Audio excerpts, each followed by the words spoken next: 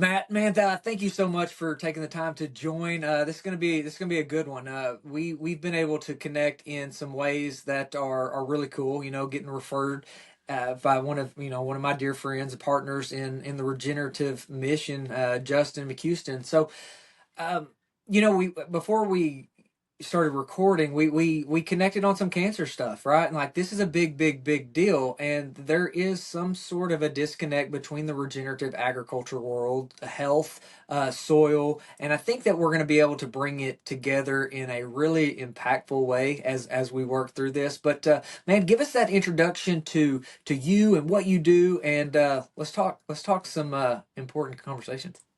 Yeah, thank you so much for having me. It's a pleasure to be here. It's an honor to be here. You mentioned some of our friends, that have been on here already, and yeah, it's absolute honor. So I really am here. I really arrived upon doing regenerative soil microscopy, bridging the biology and the chemistry, going down to the specific microbes. I did all of that because once upon a time, I asked a doctor, when will it be safe for my 1 year old baby to be around my wife after this radiation treatment? And the answer I got was between 2 and 6 months from three different doctors.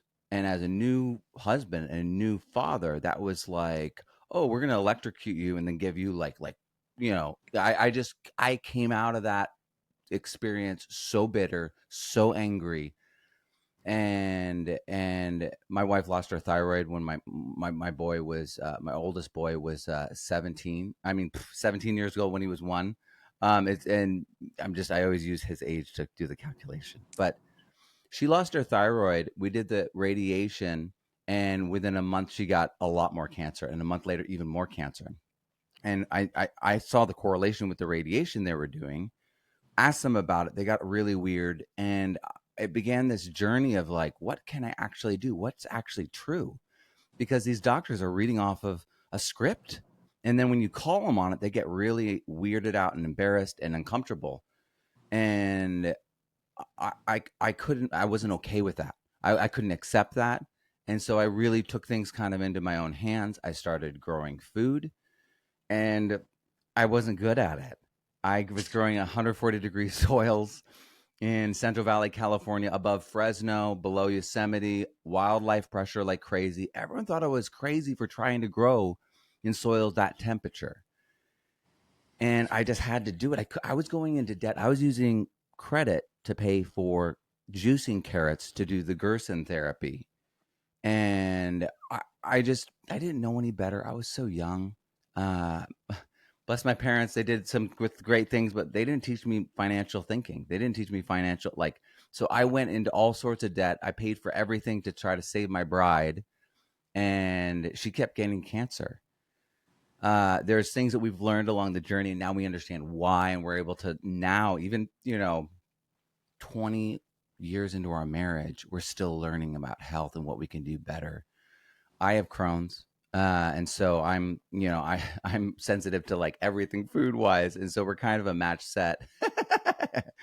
So growing her own food, eating local, being hyper focused on not just like eating, not just purchasing health, but I've been doing the physical work, the mental work, the breath work, the meditation, and the positivity work because my wife's had cancer in different areas of her body that were in some instances felt like death sentences. And so I've had to like bring that joy and enthusiasm in those time periods and also make money. And you can't make money or make a sale if you're not energetically in the right space. So I've had to like really train myself mentally to do the things I've needed to do as a husband and a father to come through for my family. And in the process, uh, to do those kinds of big wins, you really have to be in alignment with community. And so I've been dragged through my need to everyone else's needs. And it's been this beautiful, incredible journey where I went from the local high school English teacher living in a garage in my wife's grandparents' house with, black painted concrete floors that are peeling. We've got toddlers on the ground, just not a good situation. And I wrote a book when I was that high school English teacher, when we were so broke, so in debt, that made $26,000 in a month. And it was the first permaculture curriculum ever. And then I started writing standard-based curriculum for everything. And then I started realizing there's a fundamental disconnect, like you were just talking about, between understanding that the basics, first of all, if you don't look, you don't see. So like testing, but then also just the basics of healthy soil creates healthy plants, which create healthy animals and people. That loop, I was able to discover there's a microbiological like bridge. So the biology that is healthy inside the plant is actually the biology that's healthy in your gut, and it's the same biology that's healthy in the soil. And it was these realizations that have amplified. And not only that, in the midst of learning about soil redox, I figured out that like treating, and there's a book called Unstoppable Enthusiasm I wrote. The opening is about treating a growth in my wife's jaw, and I applied soil redox reasoning to treat the thing in her jaw. Went from a gumball growth down to a pea size, and they refused to biopsy it because they were afraid they were going to miss it. So it's been this incredible journey of fighting cancer, trying to figure out the source of what's going on. And I think more recently, we've really been able to figure out the roots of these things, methylation issues, mold issues that have been plaguing her whole life. And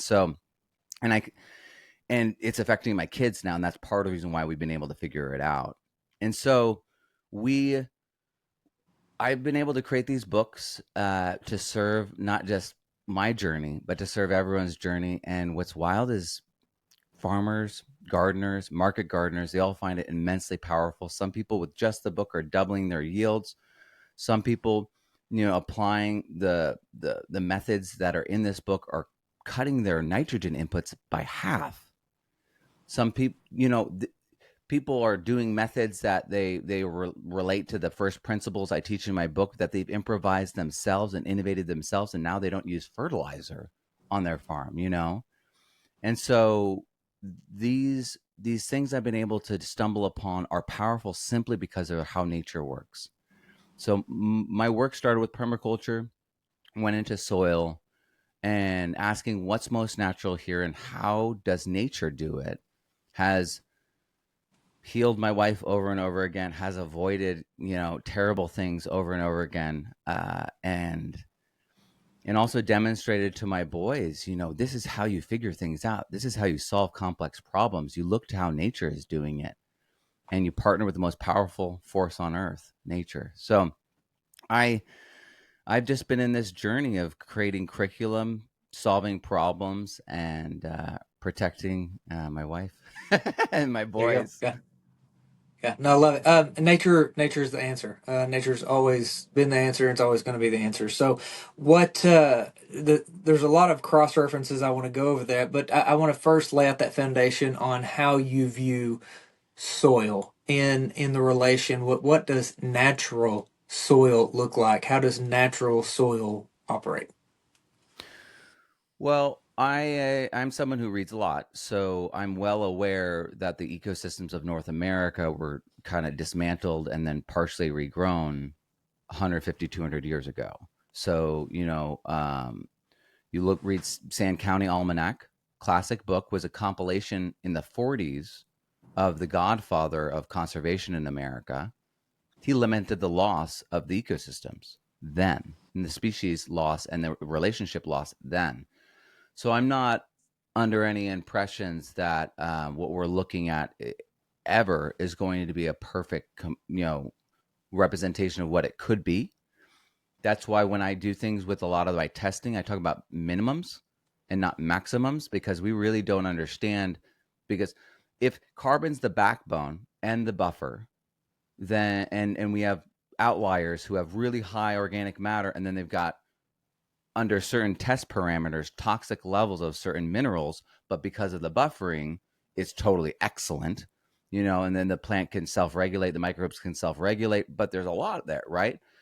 We don't really know because our soils are so damaged what the behaviors actually could be. So I definitely don't walk around with, rose tinted sunglasses or something like that.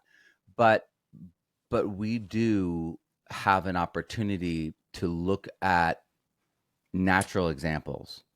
We look at the behavior. We let nature speak to us by looking at wild spaces, by looking at wild grasslands, woodlands, and also I'm creating a database right now. It's in the process of being created. Many people have been waiting 2 years for this thing to come out. I've got 1,000 people on the waiting list who've already paid. So it if we just let things play out, we let things be transparent, we let farmers see the behind the scenes of each other's operations, we'll see a massive change. So my whole thing with the Our Soil database is that I want farmers to do before and after with the actions in the middle. Because everyone sees the bushels at the end, but no one realizes that farmer A is making money and farmer B is going poor, going broke. But they have the same bushels. And it's their methods. It's how they're doing it. Especially in commodity market. I was talking to someone yesterday who uses no fertilizer. So their overhead's so different from all the other people, but they're doing 99% commodity farming still, but they make it work.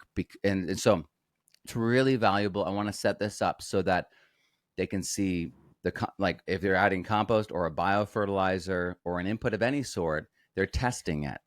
They're showing their amounts, their method, and their timing, and then their result, so that a corn farmer in Iowa can look at other corn farmers in Iowa and look at their soil tests and mineral soil tests and be like, this is a soil that's just like mine. And then they can see, oh, they did this, they did that, they added that microbe, what? And then the results, and then go, let's save $100,000 this year. And so that viral knowing, stepping into like the farmer's shrewdness, because farmers are shrewd. They've just been told what to do and been locked into these relationships that are coercive, whether at USDA, whether making agreements with people providing money. They've been coerced and they don't like it. They want to be able to step back into what they know is right, which is themselves in feedback with that space.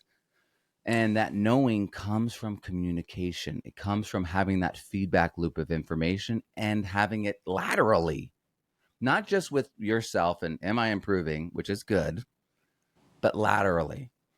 And so that's one of the things I'm really working on this year to get out so that farmers can not be fooled.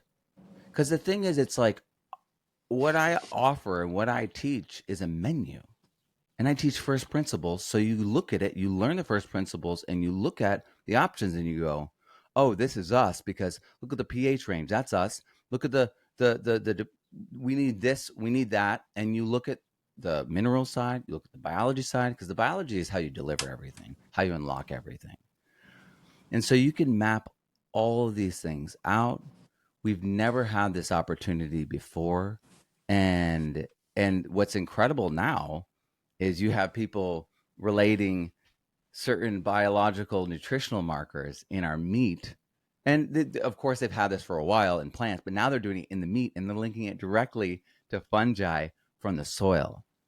So we are now one-to-one relationship, and this is why people are going to benefit from understanding biology, because you're going to be able to brew this, you're going to be able to put it on. It's not more complicated than making mead. If you're making beer at home, guys, you can do this. And the power of this stuff is it's nature. And so what do I mean by that? Okay, and I'll go back to the original part of the question. So what is most natural? Well, how did plants evolve? They evolved in symbiosis with endophytes and mycorrhizal fungi. And that's why the tests, the university tests, all these different tests, extension centers, they get up to 30 to 40% more yield by just adding arbuscular mycorrhizal fungi, because it's a symbiotic relationship. They're returning an evolutionary partner. Are the microbes in your gut, Logan, not you? No, they're you, Symbiotic. right? Yeah. Yeah, they belong to you. And in fact, if you didn't have that bacteria, you didn't have that fungi, you wouldn't be able to digest your food. So our biology is us. And the same goes for these plants. So all these GMO crops that are growing in essentially a giant sterilized petri dish that is chemically sterilized is lacking the endophytes. It's lacking the mycorrhizal fungi, and be, you don't even need to go GMO and crazy with spraying. All you need to do is provide enough nitrogen and phosphate for your plants for a few seasons, and the nitrogen fixers go, "Hey, I'm not needed here," and they senesce, and then they get passed out. They get rotated out. Same thing with mycorrhizal fungi. If there's enough phosphate fertilizer, they don't partner with roots because the roots are like, I'm fine. I'm not going to trade my carbon with you when I got enough. And so the yield potential is determinant on us saving money on inputs. And so all these people are realizing, like, if I don't spend money on all these fertilizers or fertilizers at that rate, and also in that manner, because people are taking urea and combining it with yeast, lactic acid bacteria. That's water kefir, by the way. You put those two things together, that's beer and water kefir, right? And purple non-silver bacteria, which is what they use in ponds. And if you've got a slough that's full of algae, that's what you use to remove the algae. And it's also a plant endophyte that's ubiquitous. So just using that, those three microbes in not a lot of amount, you can combine that with your urea and drop your input of nitrogen by 50%. And it because it's biologically digested, it's made into amino acids. So you immediately skip a step for the plant. They save energy. You build a ton more carbon because that nitrogen is no longer bonding to the carbon in the soil and doing a little composting event. No, you skip that. So I'm not. I also, if you got an issue, we got to till. We got to till. I'm not a purist. Um, I just interviewed someone who is doing spot, treatments with herbicide, but they test their grains and there's zero non-detect on that. So I'm not that's amazing. And I want to support and honor them for doing that and showcasing that that's possible. I'm still afraid of all that. I told them, well, let's test your husband too. But my point is that I am not dogmatic. I go by results. And I really understand that this is a business and that these farmers, many of them are desperate. And so just adding endophytes, because lactic acid bacteria, yeast, cerevisiae yeast, and bread yeast, and purple non-silver bacteria, those are just endophytes. They The lactic acid bacteria transforms nitrates into amino acids internally in the plant. The yeast, transforms sugars, simple sugars, into CO2. They're the reset button inside the plant at the end of the day so that they don't build up in nitrates and simple sugars and call in the pests. So we are reintroducing things that should have been in there to begin with. It is not controversial. It is not new. It is simply something that our methods and our inputs have erased from our fields, from our seeds, so it doesn't carry on to the next generation. And, you know, there'll even be articles online where synthetic nitrogen people are like, yeah, the fine roots, they're all removed. You have a clean slate. And it's like, oh my gosh, those fine roots are literally the way you're passing on mycorrhizal fungi season to season. So there's a fundamental disconnect, just like you're talking Yeah. about, between this. And so I've been mapping out the microbes that are beneficial, that are in plants, that are in the soil, that are in our compost, in this loop. And I've actually figured out that there are some endophytes that aren't good for us. And we can eat the plant, but if the field dries down and then the late season blight, like our Aspergillus fumigatus is an endophyte, that's going to gas off tons of mycotoxins and gas everyone out, even states away.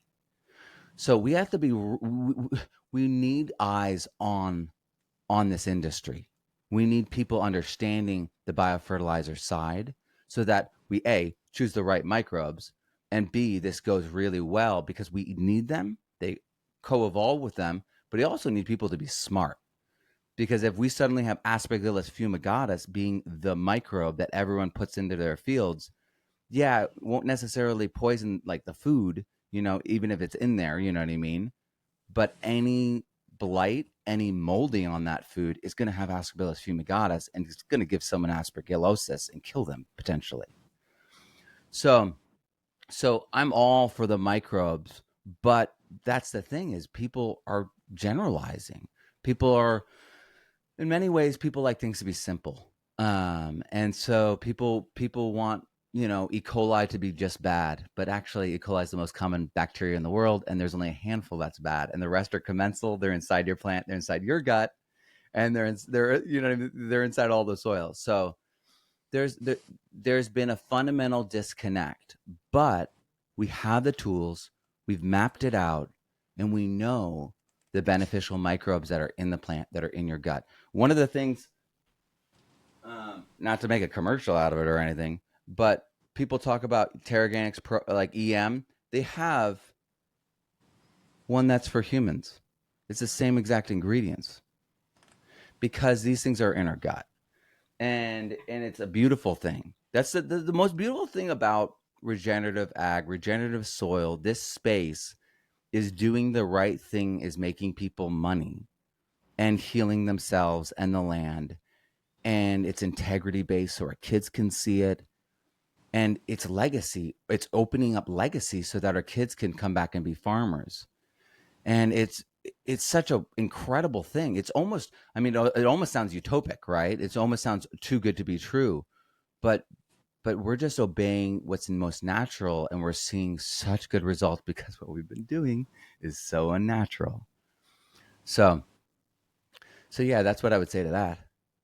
Yeah, there you go. There you go. So let's dive in a little bit because you brought up biology and how the different microbiota interact and play roles in there. But one thing that I don't think that we ever go deep enough with health or even agriculture, any of it, is like what governs biology. Well, that would be light, water, and magnetism. And I'm going to tie this directly into the whole cancer story. So when we look at soil, there is, this is just like vitamin D levels. There's no static number, right? There's no one thing. If we live in Anchorage versus Northern California versus El Salvador versus Uganda, right? There's going to be differences in the seasons and based off of the solar spectrum at where you are and the time of the year. So let's compare this light story for, let's say Gabe up in North Dakota, right?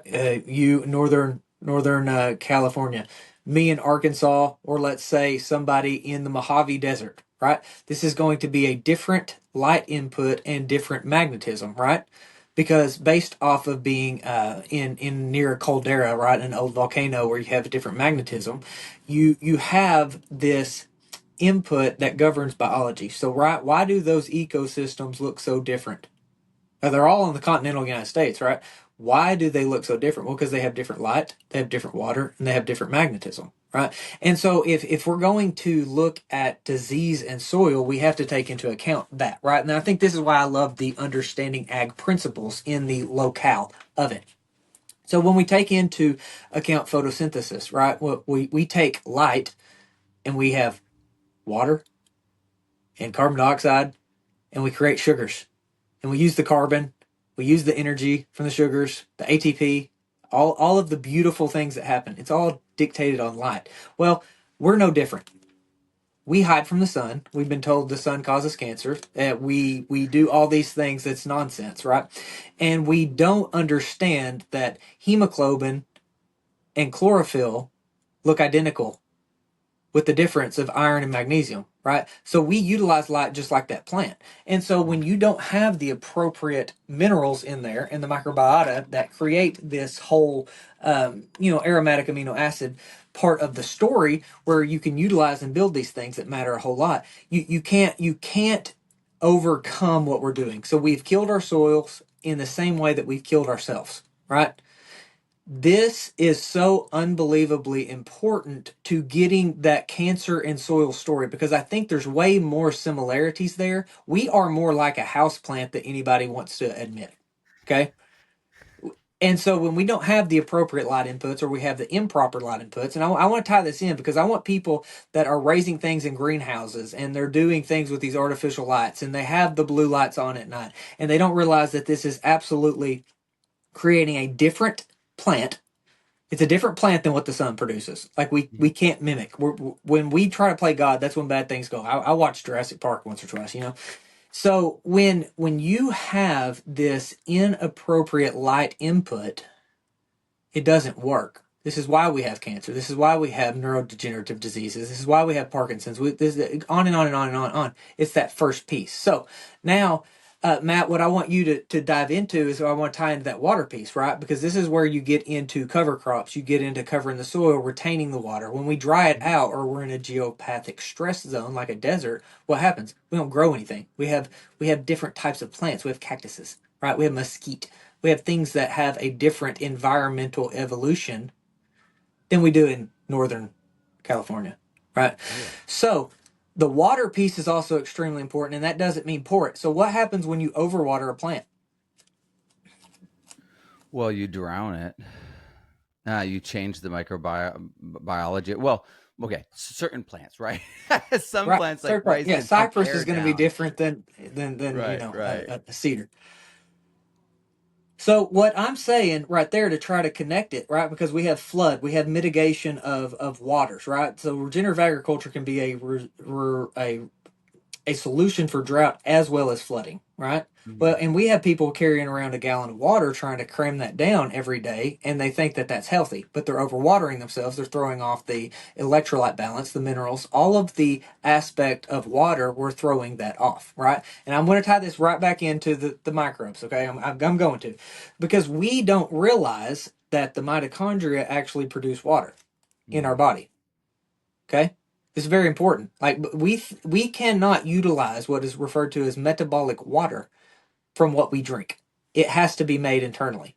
And so when Right. we flood it and we turn down the pituitary's hormones that cause us to diuretic, right?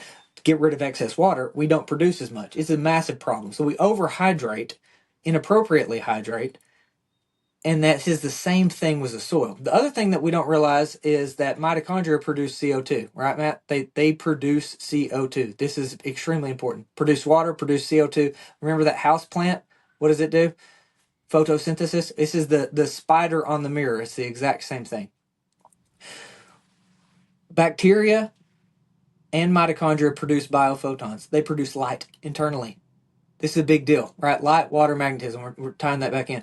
So the same ways that you're trying to prep the soil, to prepare the soil, to make this as strong and vibrant as possible are the same exact principles for health, but we don't see it.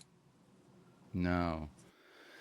No, I mean, Dr. Zach Bush once said, and I was watching him talk about his gut ion, the Restore brand he started with. It's called Ion now. He was saying all this does is restore the charge on the outside of the human cell. And you look at it, it says terrahydrate TM, and that's earth, water, and it's just minerals, very Yeah, specific minerals in certain parts per million. You know what I mean?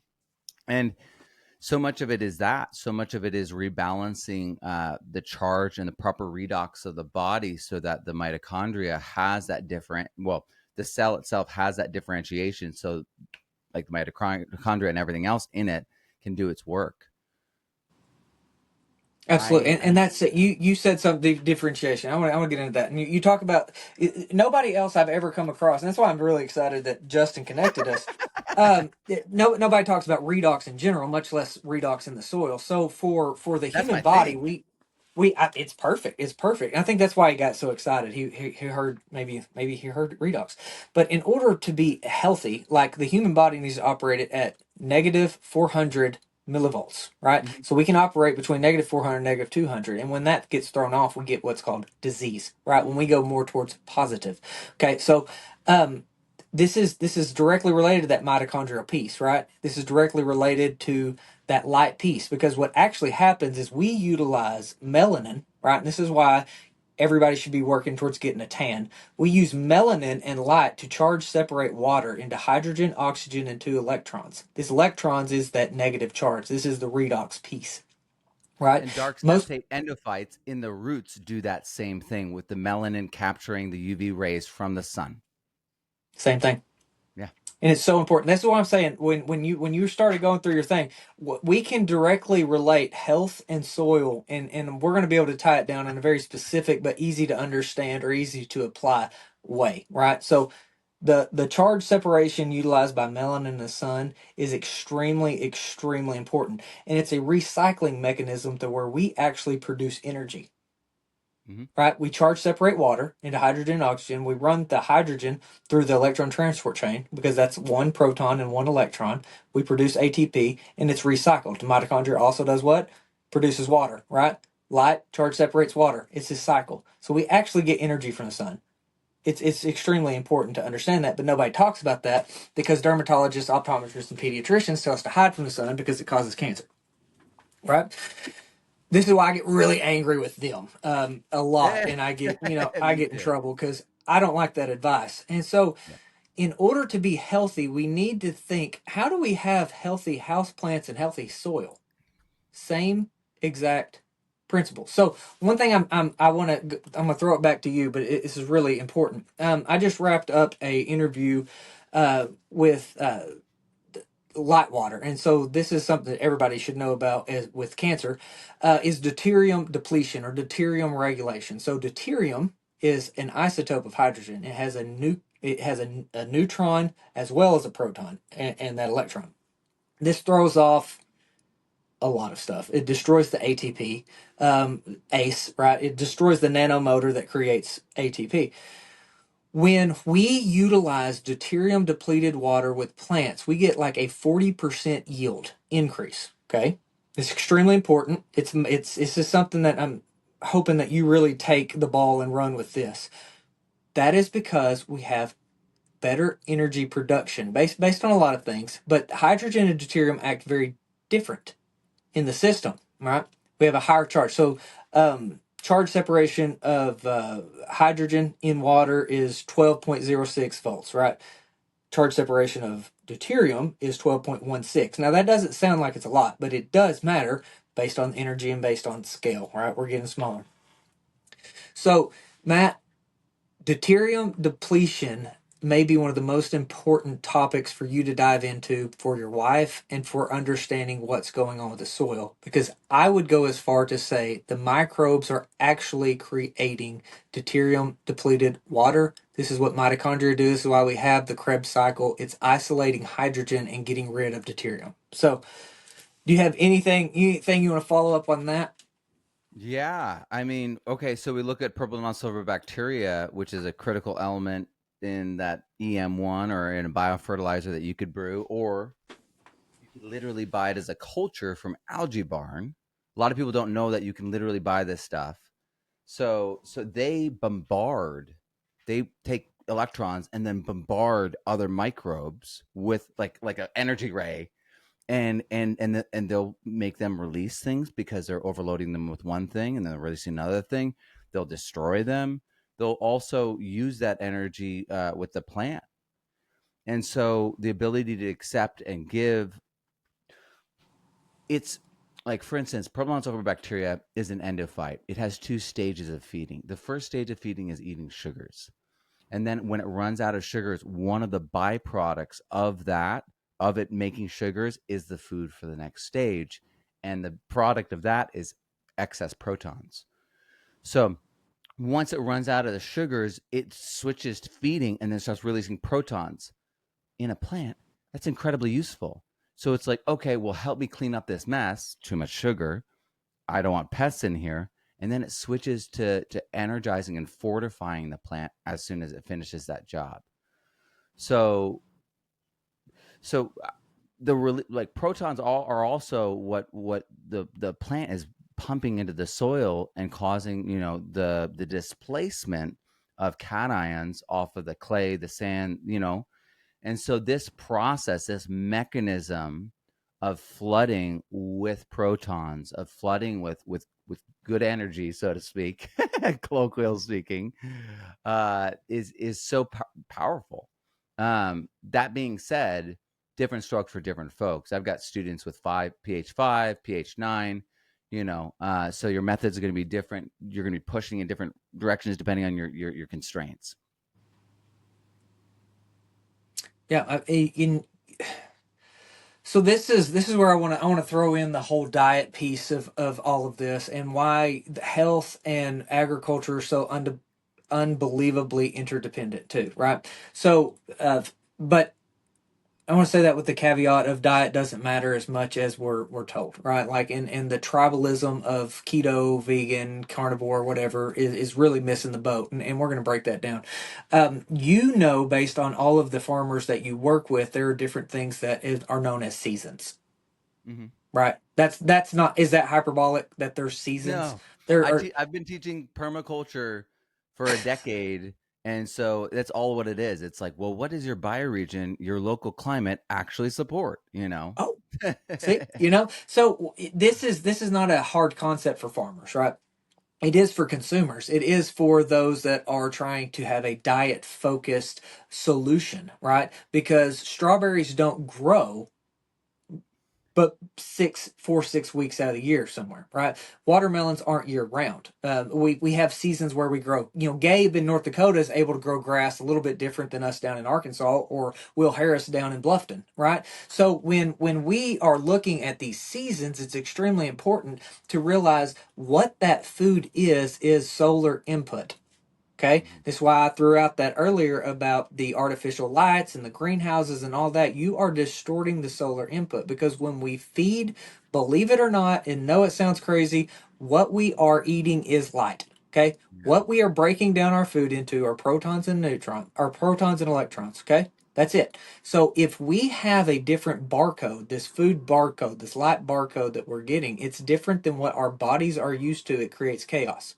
Okay, so when we do not participate in this local, seasonal, and natural diet, whatever that is to where you are, it creates chaos.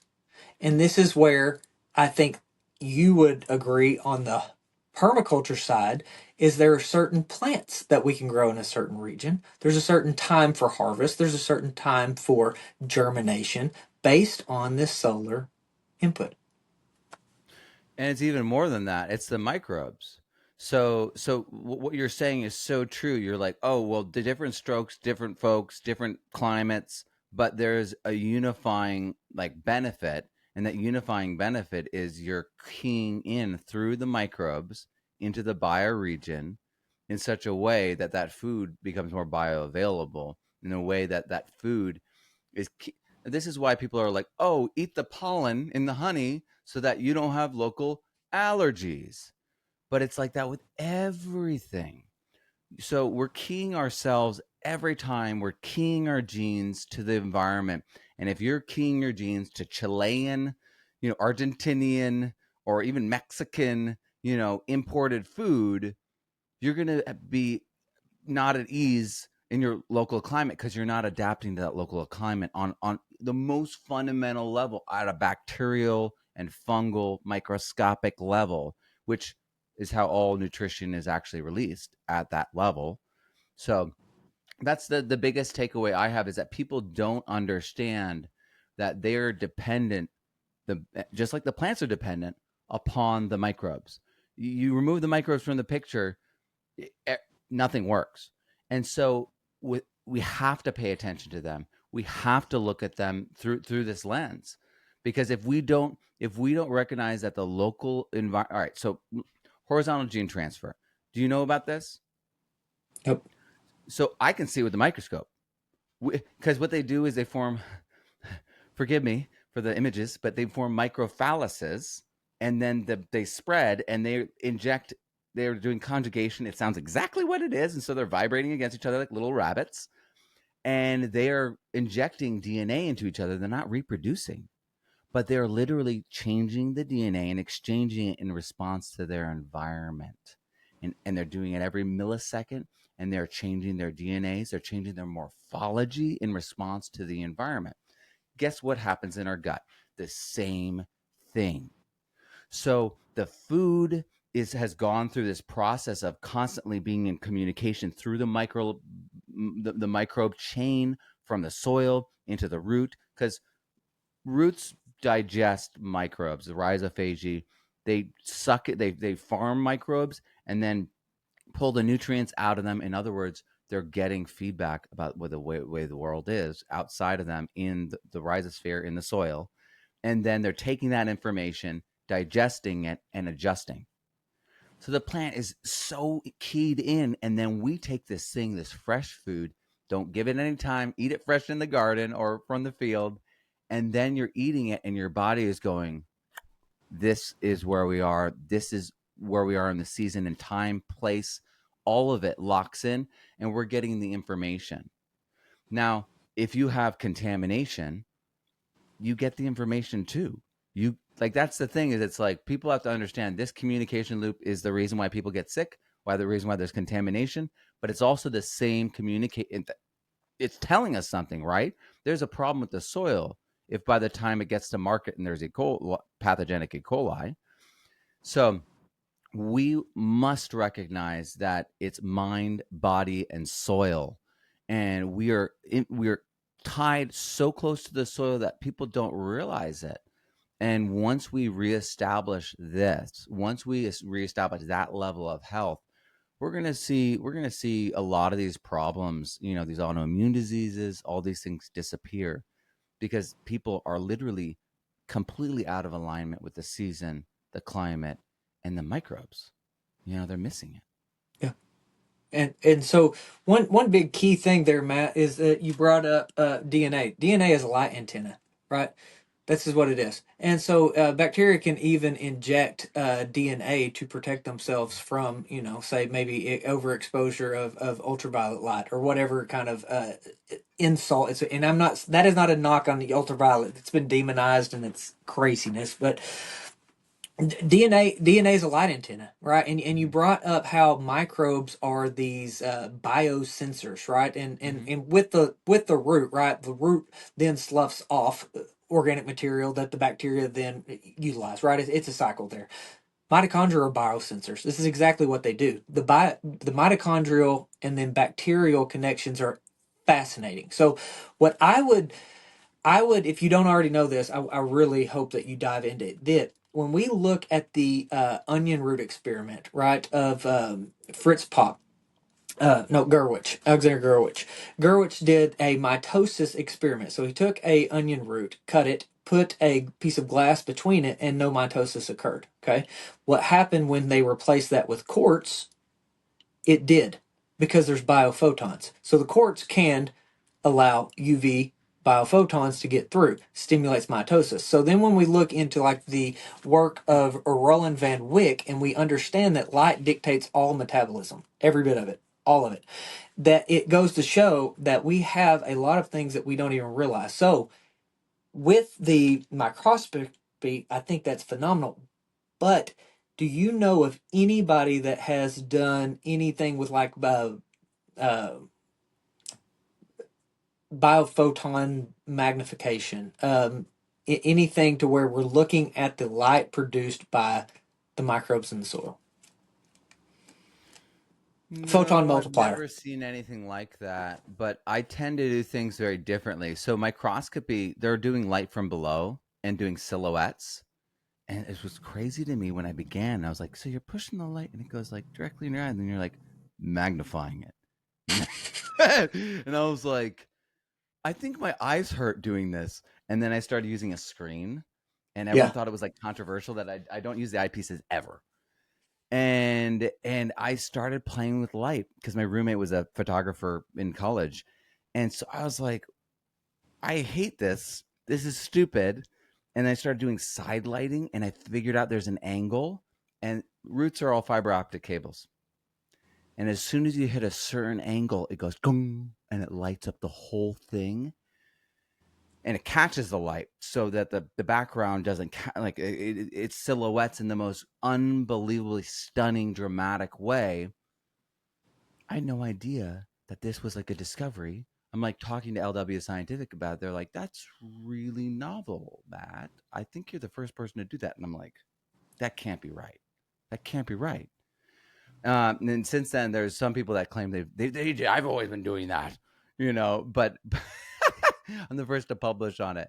But the point with all that is that I do light from above, I do light from the side, I do epifluorescence lighting, different bandwidths of light, in other words, and I can see things that most people cannot see.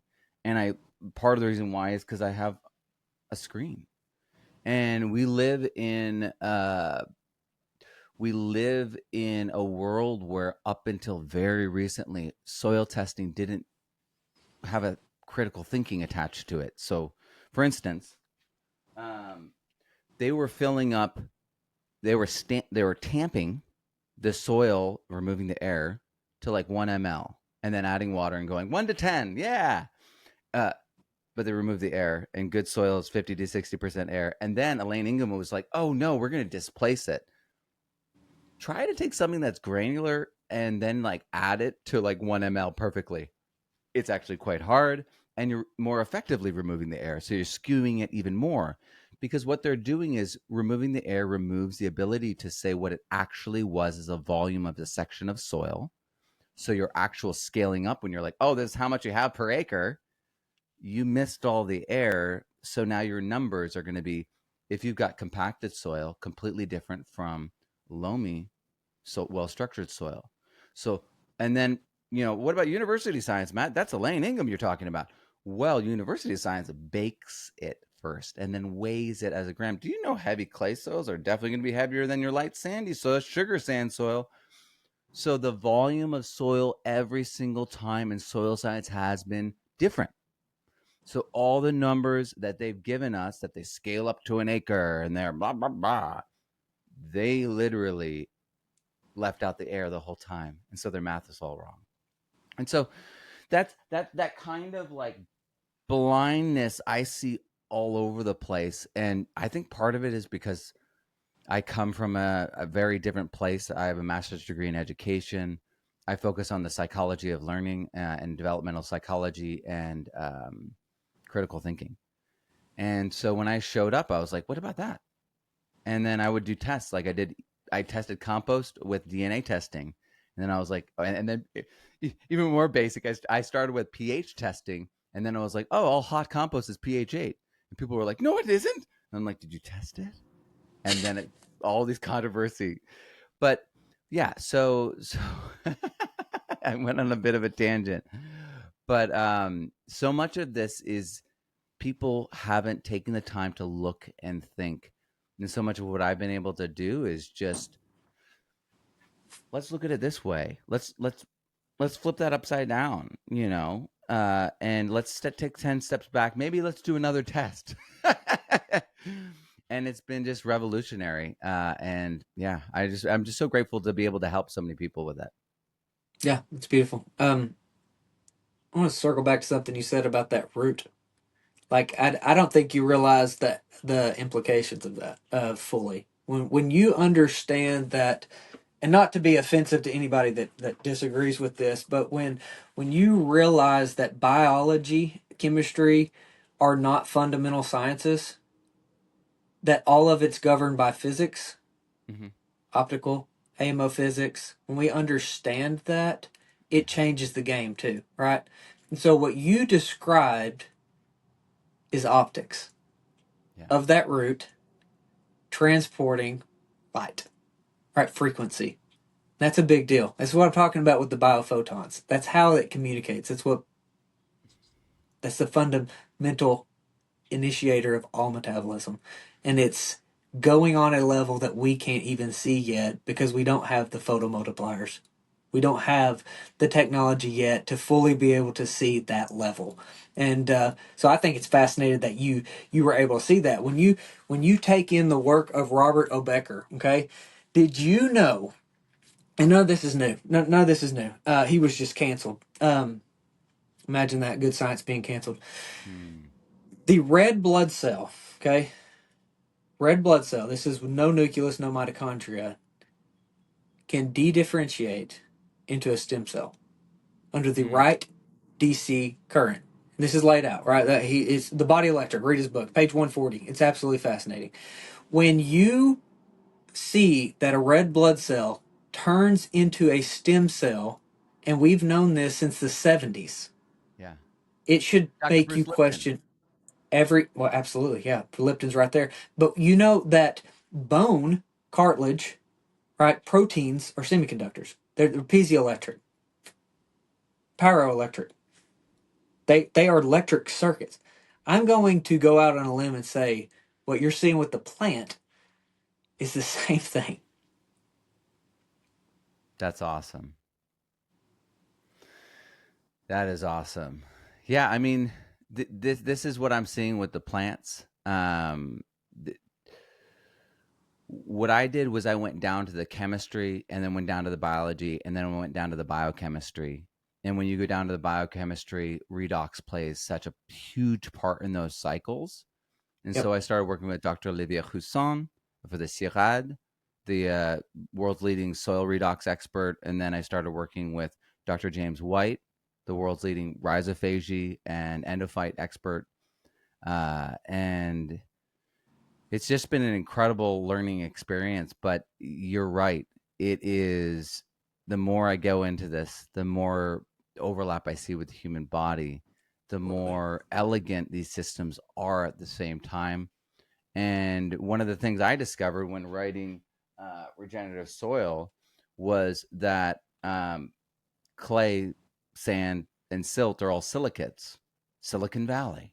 They're all conducting information and holding it, and conducting and holding it. Energy too, of course, but that is the information. And so,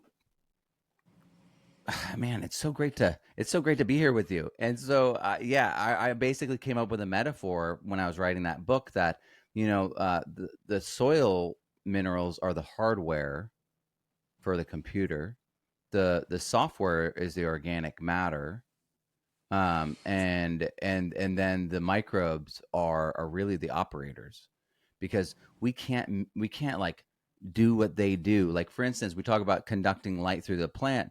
I i, I mentioned provolone sulfur bacteria earlier, that literally feeds upon light and does photosynthesis, and they've tracked it doing photosynthesis inside the chloroplast alongside the plant doing it.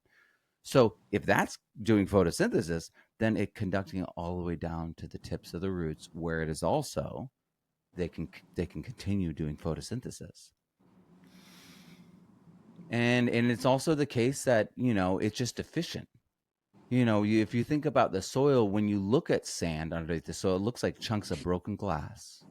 And so when you think about the sun hitting, this is why sand heats up so fast, folks. When sun hits that collection of broken glass, essentially a pile of broken glass, it refracts and goes down and charges up, and then all of that capture and recapture and magnification of that light, that's what the plant is doing too. And it's a conservation. They're doing they're reusing the minerals, they're reusing the microbes, they're reusing the light. Yeah. I gotta tie that in. I gotta tie that in because it's beautiful. It's a perfect connector. So what you just described was the photoelectric effect. You know, Einstein's photoelectric effect. And what happens is a light hits mass and it releases electrons, right? This is exactly what I was talking about with the melanin piece in water earlier, right? So what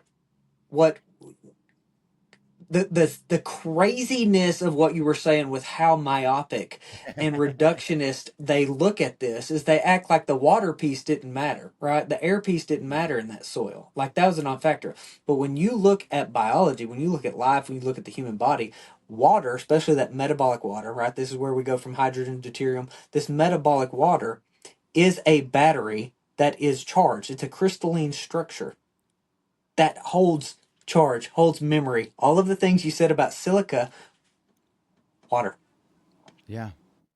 And the air has carbon, oxygen, hydrogen, and nitrogen. That is the backbone for all organic life. So when we, like, metaphorically, everyone's talking about, oh, the breath of life, water is life. It's like, no, no, no, no, no, no, no, no, no. They literally, those two things together are life, It's all of it. and they have everything.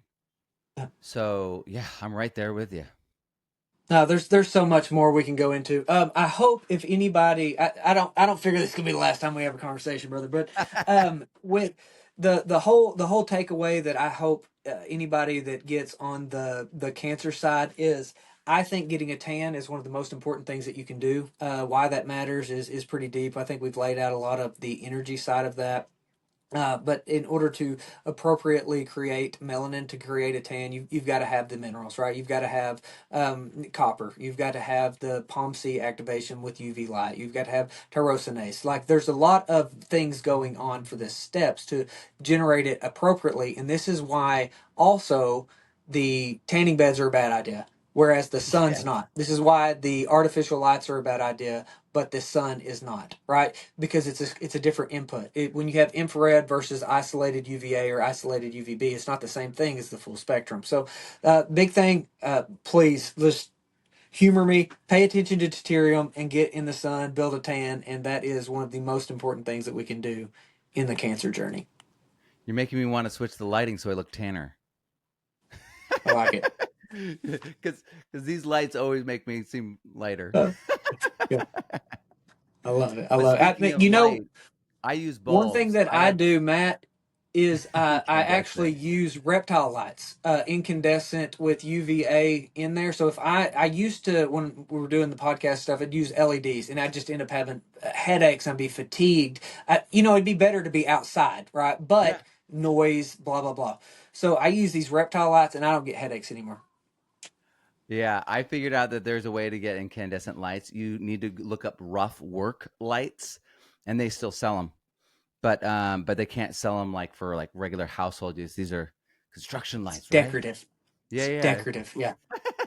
The only thing with the incandescent, I do love incandescents, but they don't have that UVA in there. Whereas Mhm. that's where you look at for the reptiles. But uh, Matt, thanks, Oh man. yeah. Like we're just keep hammering on. You have so many amazing resources. So give us that rundown as we wrap up where we can find the information that you put out and what you're doing. Oh, thank you so much, Logan. So regenerativesoilscience.com. You can go there. You can go to regenerativesoilmicroscopy.com, or you can just type in my name, Matt Powers, into Google, and I'm the whole first page. I love it, brother. Thank you so much for taking the time. I am excited because when these two worlds come together, there's going to be massive, massive positive change. Absolutely. That is why I'm in it. Thank you, Logan.